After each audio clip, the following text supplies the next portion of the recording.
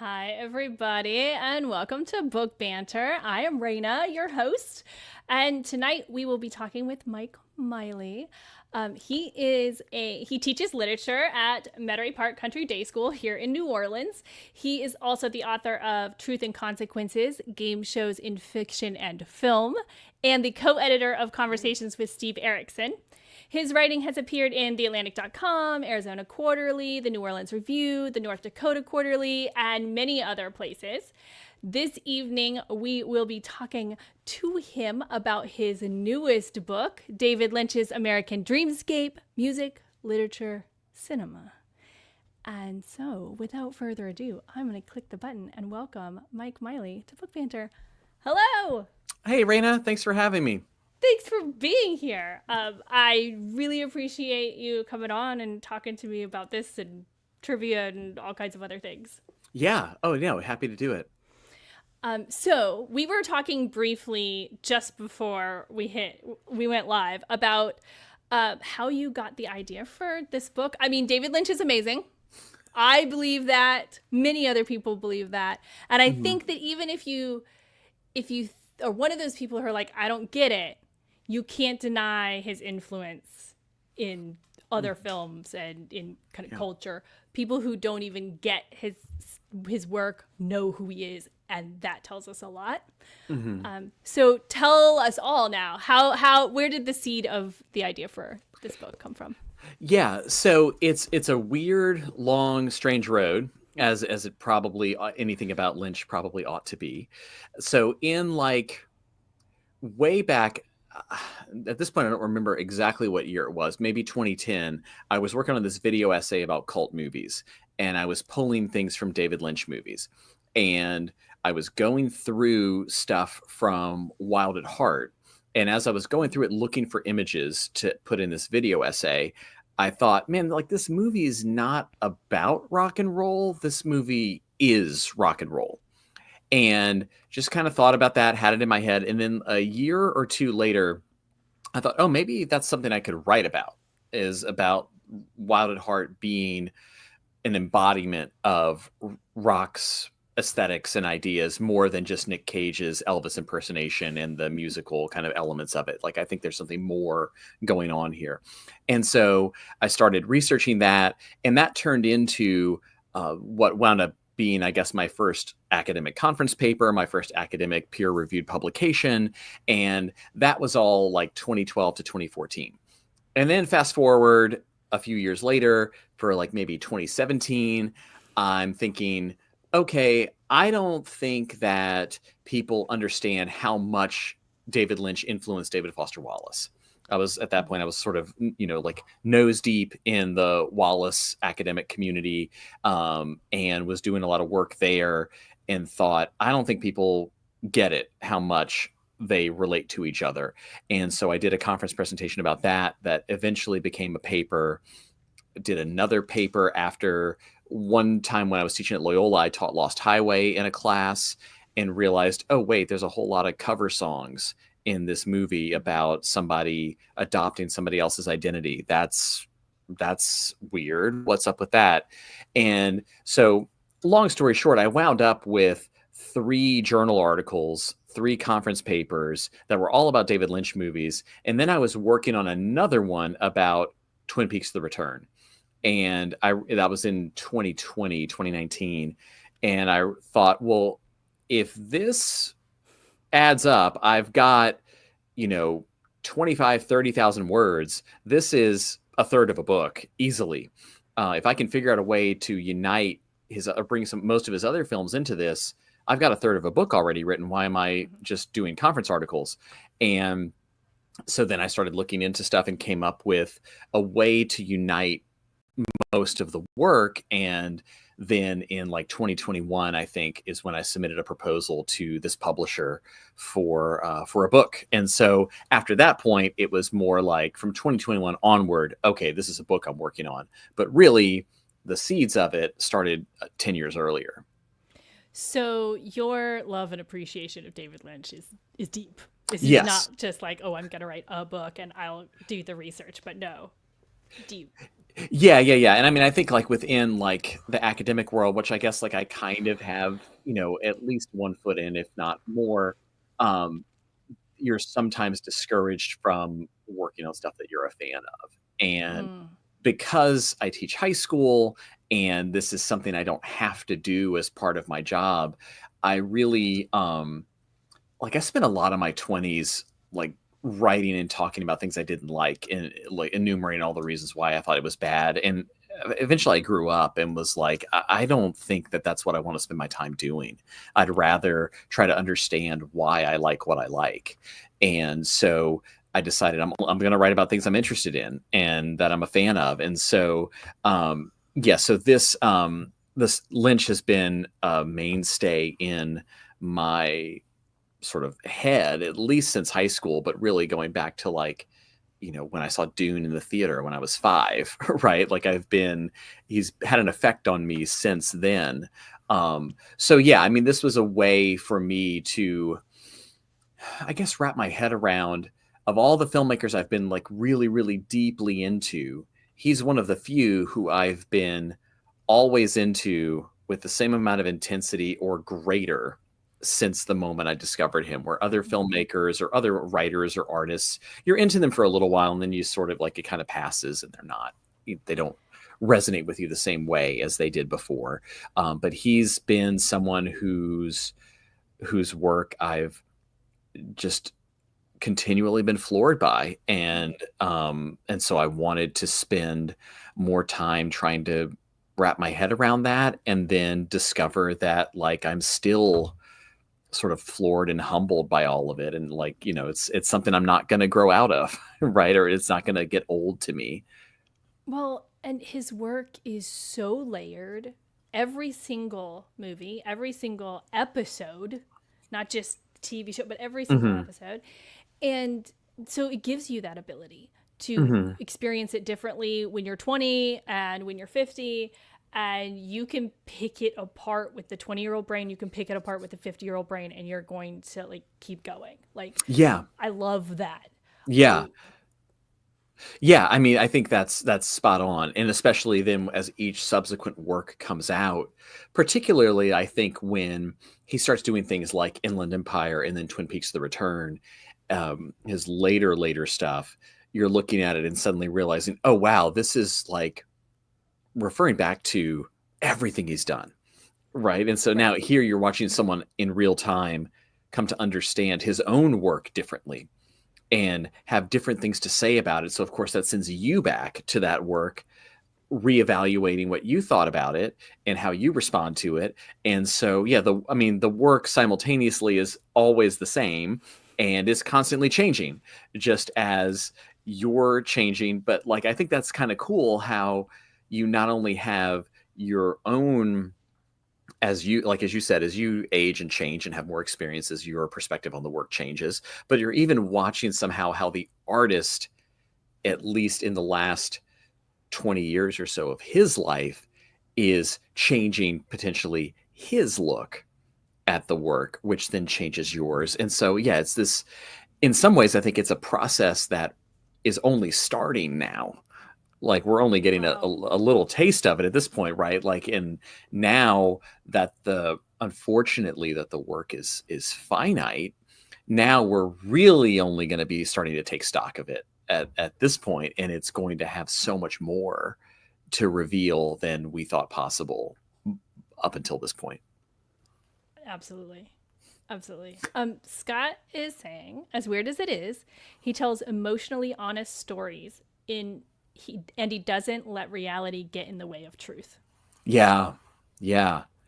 Yeah, I mean, I think that's great. I love that. That reminds me of the sense of what when you're trying to like show somebody a David Lynch film for the first time, Mm-hmm. and then you're sitting with them after they've watched it, and they are trying to wrap their head around what they've just experienced.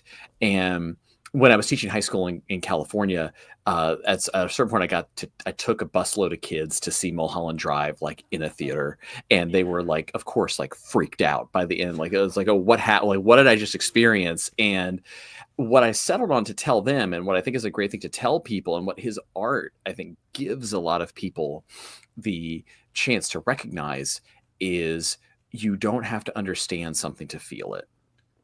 And the feeling is the truth, right? What you feel is the true thing, and then later you're trying to process those emotions and arrive at some kind of understanding.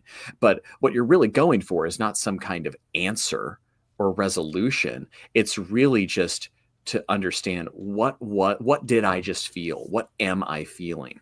And I think his work does that in a way that a lot of other artists don't, because he's so preoccupied with kind of, I think like Scott's alluding to, bypassing the conscious and going straight to the subconscious, right? Like almost not trusting the conscious part of things and just going straight for what's the real feeling that's at the root of all of this. And when you go to one of his movies, you're going in and spending time with that part of yourself, which can be very unsettling, but also really rewarding and illuminating. It's basically therapy. Yeah. I mean, in a really messed up way. Yes. Yeah. I mean, absolutely.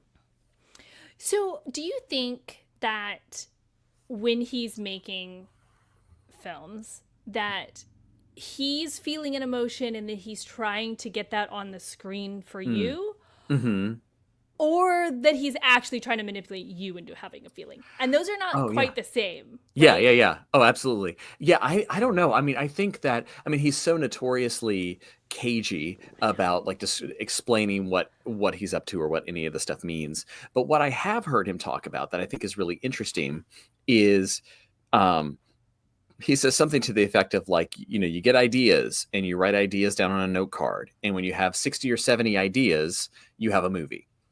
And, that's sort of the antithesis of every sort of like 3-act screenwriting book. That's like not Robert McKee or Sid Field or Save the Cat or whatever. Like, it's the furthest thing from that. But I think that what he's getting at there is he's a filmmaker. He's an artist with an incredible access to his own subconscious.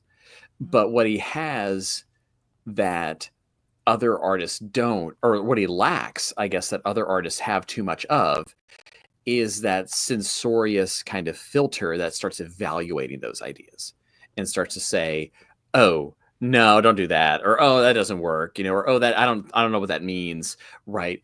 That lock in his psyche is broken or is open, right, all the time.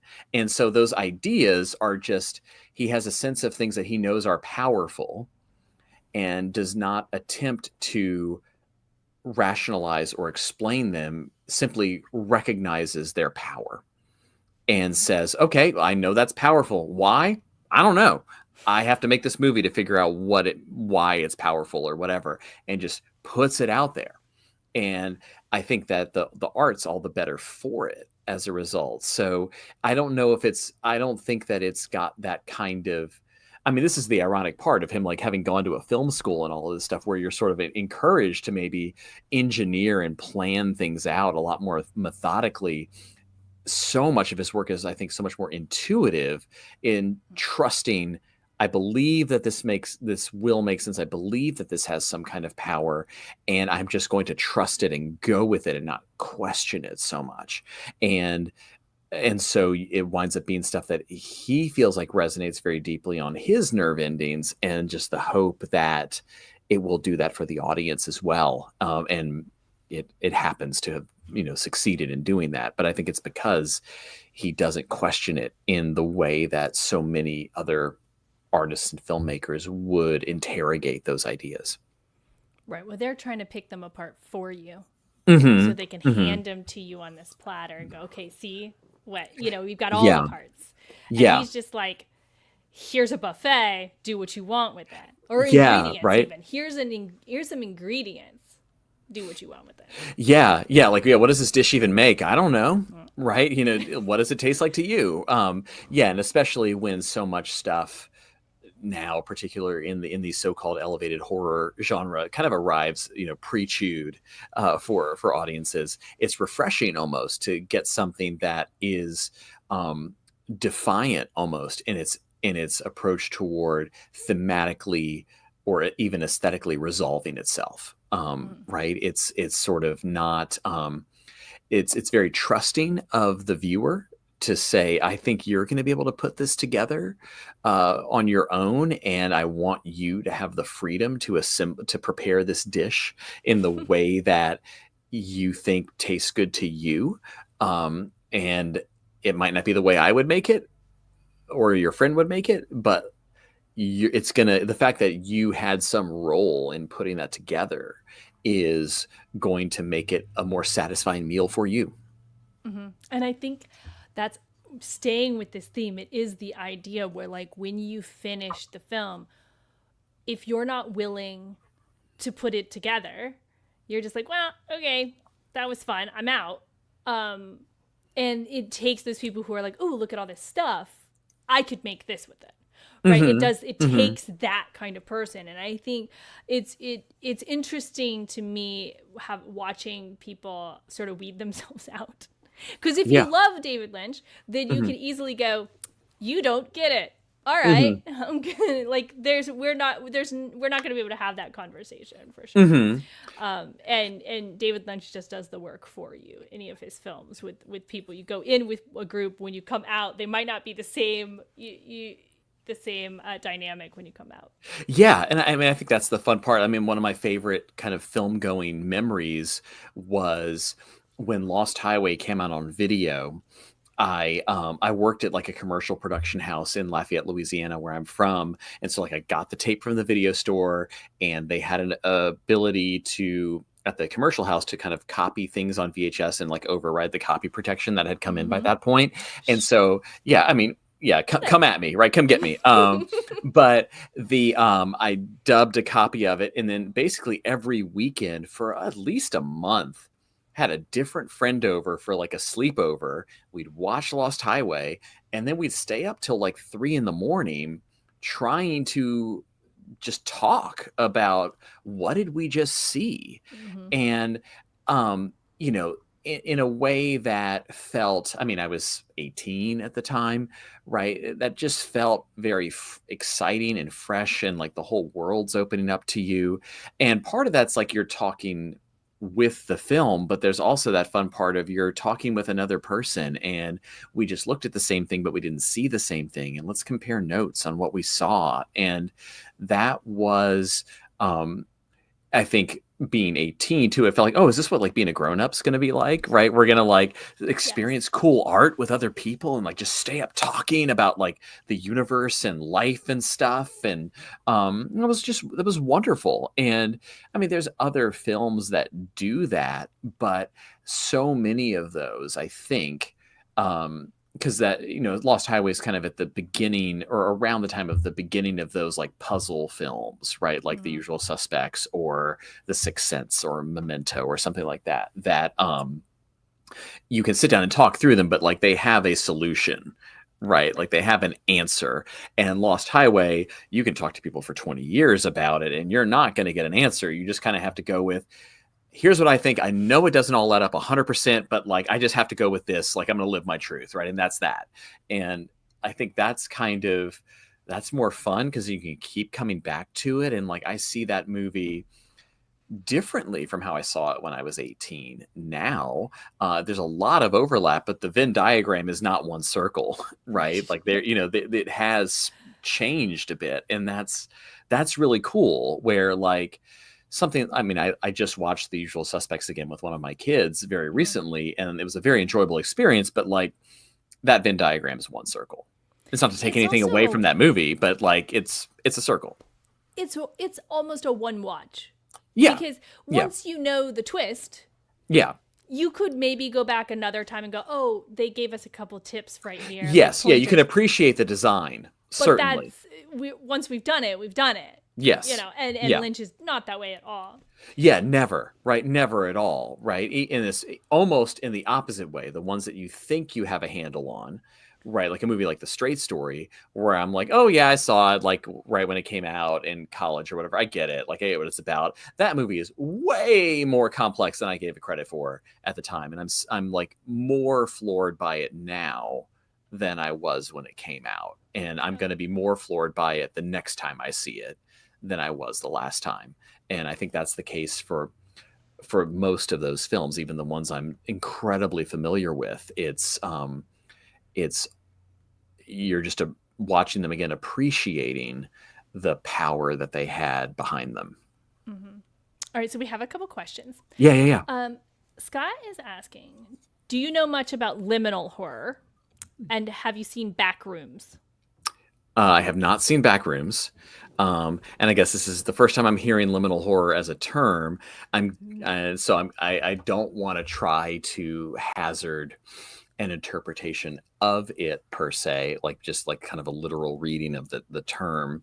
But I guess I do talk a fair bit about liminality in this book, particularly when it comes to Eraserhead and Fire Walk with Me.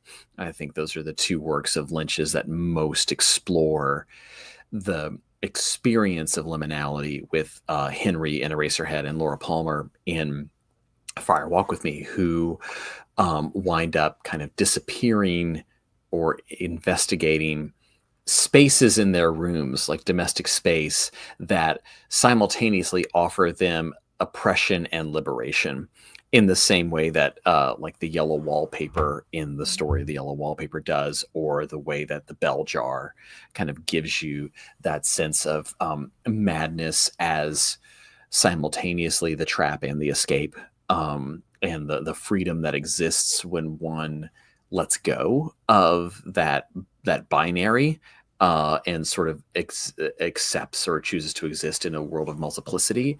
I feel like those two works in particular explore that idea. So I don't know. It's the kind of thing where I don't necessarily know what liminal horror is, but I would fight someone to say that Eraserhead and Fire Walk with Me should be considered as part of that. So he's saying, think the blinking light in Twin Peaks, or the ceiling fan that spins going to the second floor. Okay. Yeah. So yeah.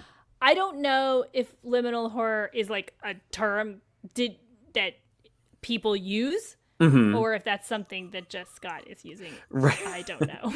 Right. No, I love it though. I mean, like, yeah, it makes sense, right? The horror movies that have these sort of seemingly ordinary objects that reveal themselves to be kind of pathways or portals to some other realm or some space beyond our material reality. Right. Lynch is very much interested in those things, particularly in Twin Peaks, right? Like it's all whether it's the forest or the ceiling fan, or like, I mean, everything in Twin Peaks is potentially a portal into some other place.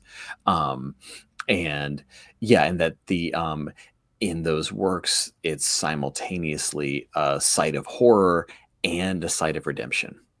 Mm-hmm. Absolutely. So we have another question. Luke says hi. Oh, hi, Luke. How do you think Lynch's way of working plays into his ability to build suspense? Okay. Yeah. It's hard to read it and know where the inflection is. Okay. How do you think Lynch's way of working plays into his ability to build suspense?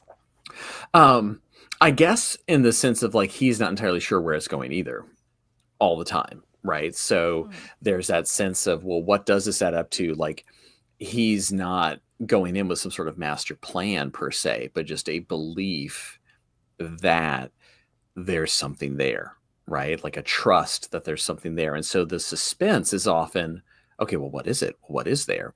I don't know. Right. Let's look at it and see.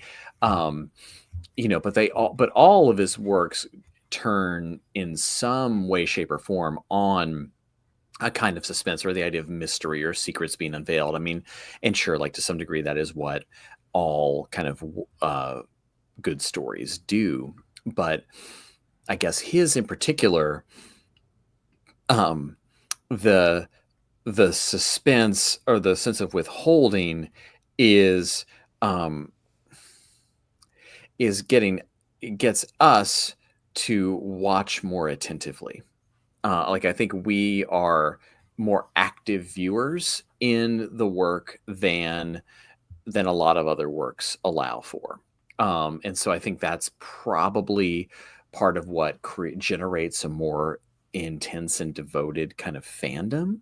And also like more critical commentary is that the way that it's put together, the way that it doesn't offer the easy resolution, a lot of those things are encouraging active viewership that keeps people coming back and back again and again, turning to secondary sources, right? Writing the secondary sources, right? All of those sorts of things that that fans of other artists, right, don't do. Right, like the work itself is sufficient. Here it's like, okay, more, and then gets people talking to each other, right? And I mean, like I've only kind of dipped my toe into like some of the like Twin Peaks fan communities, right? But like, man, like you look there and you're like, man, these people, like this is way deeper than I thought I was in deep, and I'm in the shallow end, right? And like these people are, you know, like other people are like exploring the coral reefs of this stuff, and I'm over here like, you know, up to my ankles. Well, and like we were talking about with the layers, is that it just keeps going. Yeah. And yeah. So you never, not only are you actively engaged during the film, but afterwards you're looking at yourself. Like I'm looking at the way I perceived something. What does that say about me? Right. Yeah. Because so you, there's so many, like you're analyzing the film or the filmmaker, but you're also analyzing yourself. And that is going to get me either to run away from you or to become attached to you for the rest of my life. Those are our two options. Yeah. Much like or therapy again. Yeah. Or sometimes both, right? Like you kind of like, okay, that's heavy and I'm not ready for that right now. I'll come back to that later. Right. And that's something that like Wallace wound up saying about Lynch was like with Firewalk with Me is like, this movie is sort of calling attention to us, the parts of ourselves we went to the movies to get away from. And now here we are like sitting in the movie and being confronted with those things. And like, that makes us angry, right? Or that upsets us. But yeah, I think that's really, I think what he pulls off remarkably, I think in each iteration of Twin Peaks, where like the first version of Twin Peaks is the version when people speak fondly of Twin Peaks and like, oh, I love this and that. It's like, they're talking about the original run of Twin Peaks. And then Firewalk with Me and The Return are very much looking backward at some of that stuff and almost taking us to task for being fascinated with cherry pie and coffee and like poodle skirts and saddle oxer or something like that. It's like, don't you realize there's a dead girl here who has been assaulted by, and the people of the community were okay with this because they were into the poodle skirts and the dream and all of that kind of stuff. And you're watching that being like, oh God, wait, I did that too. Oh no, what does that say about me? Right. And you keep watching to sort of, because then he broadens it out and says, yeah, this is what the whole country has been doing, right? Since like 1945, this is like the way America is. And then you kind of go from that kind of self-flagellation, maybe in Firewalk with Me, and in the Return, you are doing some of that and then realizing, oh wait, I'm not the only one. Like this is just what it means to be an American. Oh my God, what's that? And then you're upset all over again. Yeah, here we are. And then you're going back to all of it again and looking at it differently, picking up on all the things you missed originally, all of that. Exactly. Okay, Luke has a perfect last question. Oh, okay. So, what is the story of your first exposure to Lynch's work? Oh, okay. Yeah, so I'm pretty sure, like when the legend becomes true, print the legend, right? Like from The Man Who Shot Liberty Valance. So I went to see Dune in the theater I think it was at the Acadiana Mall in 1984. I think it was my mom and my Aunt Ann. And so I'm 5 years old. I was fascinated by the poster of Dune. I don't know, like if you're familiar with that poster, you've got like Kyle MacLachlan, Paul Atreides are standing in the front in his still suit, and there's like all these ships over his head, and like it just says Dune. Like it just looks so freaking cool. And I was fascinated by this poster. I thought like, what is this? This is the coolest movie of all time. And I so went to see the movie with them. And there's a moment pretty early on where like the Baron Harkonnen like kills this young boy, basically like this teenager, and then he like floats in the air and like all this like oily stuff like oozes out of his body, and like he's like sweating oil or something like that. I ran out of the theater screaming. I was like, I can't take it, right? But I think I went back eventually, I don't think we went home. I don't think that's just a thing that we did. And so, but then like that was my first exposure. Like I didn't know who David Lynch was. I didn't know what Dune was, and that was kind of the thing that turned me on to Lynch, I think. And then in 6th grade, I saw The Elephant Man and like cried at the end. Like it was pretty in close succession. I think I saw like The Elephant Man and Citizen Kane on like AMC or Turner Classic Movies or something like that. That And was that a was rough like, week. yeah, I mean, like, but like wonderful, right? It's just like, oh wow, this is like movies can do things, right? And then probably like I remember Twin Peaks being a thing that like adults were into. My parents weren't into it. I didn't watch it, but like I remember like going to like a friend's house, and like the parents were like, "Oh, we got to watch Twin Peaks," and like, okay, like cool, like we're gonna go play like GI Joes or whatever, upstairs. So I hadn't really seen that like in its original run, but and then like probably the turning point for like most cinephiles my age was like seeing Reservoir Dogs, and then sort of getting into the sort of Tarantino world and independent filmmakers and the filmmakers who were inspired by him. And so, of course, if you start reading anything about Reservoir Dogs, you're going to hear about Blue Velvet, right? And because of like ears. And so then it's like, oh, I got to see this movie Blue Velvet. And oh, it's the guy who made Dune. I've seen that movie like several times at this point. And, oh, he made The Elephant Man. And then that was it. I was off to the races at that point. Somewhere in the like 1993, 92, 93 era. So yeah. So when you went to see Dune, that was like your parents were like, yeah, sure, we'll take you to see Dune. Yeah, I mean, like I kind of got to see whatever. Like that was not really a thing. It's the glories of being a very young Gen Xer is that you basically got to see whatever you wanted to whenever. I think at a certain point, the only thing I was forbidden from seeing it was A Clockwork Orange, and that didn't even last till my sophomore year of high school, right? So so that's why I'm the way I why I am the way I am, right? It answers so God, many questions. Yeah, it basically explains everything, right? An only child who got to watch whatever he wanted. That's if you want to make someone who writes about movies, that's how you do it. But then you get to be an author who writes a whole book about movies. Yes, and about one of the great American filmmakers. So yeah, sorry everybody. So, everybody, I'm going to put the link to get Mike's book down in the comments so you can grab a copy. You can also grab a copy from your favorite local indie bookstore. And yes, please. Yes, do that. And thank you so much for joining me. Yeah, thank you so much for having me. No, this was a blast. I appreciate it. And but yeah, y'all, please go try to get it from an indie bookstore. You may have to wait a little bit, but it's worth it. So please go that route. Yes. So many of them sold that the publisher didn't quite print enough in the first run. So it's taking a little longer for us to get all of the books, but they do exist. They are out there. More are coming out any day now. So order it now and you'll get it very soon. Yeah. Order it now. Watch the movies while you're waiting and it'll be a better experience. Perfect. Thank you all for joining us this evening. Yeah.